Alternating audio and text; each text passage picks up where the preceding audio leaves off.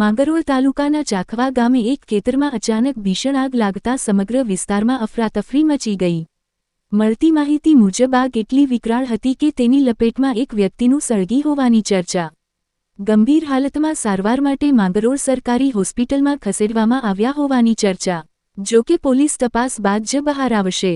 આગ ફેલાતા આજુબાજુના કેટલાક મકાનો સુધી પણ જ્વાળા પહોંચતા ગામમાં ભયનો માહોલ સર્જાયો હતો। સ્થાનિક લોકો દ્વારા આગ બુઝાવવા પ્રયત્નો કરવામાં આવ્યા હતા, જ્યારે ઘટના અંગે ફાયર વિભાગ અને પોલીસને જાણ કરવામાં આવી છે। હાલમાં આગ લાગવાનું ચોક્કસ કારણ હજુ અકબંધ છે અને ઘટનાને લઈને વધુ તપાસ હાથ ધરવામાં આવી રહી છે। ખરેખર એક વ્યક્તિ આગની લપેટમાં આવેલ છે કે કેમ, તપાસ બાદ જ બહાર આવશે। વધુ વિગત મેળવાઈ રહી છે। રિપોર્ટ પ્રતાપ સિસોદિયા।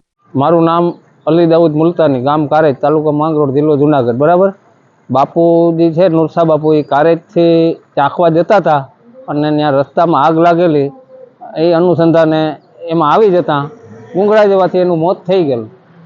અમે અત્યારે ત્યાંથી પછી માંગરોળ લઈ આવેલા સરકારી હોસ્પિટલે। ત્યાં જ મૃત જાહેર ત્યાં જ કરી દીધું હતું, મૃત્યુ ત્યાં જ જાહેર થઈ।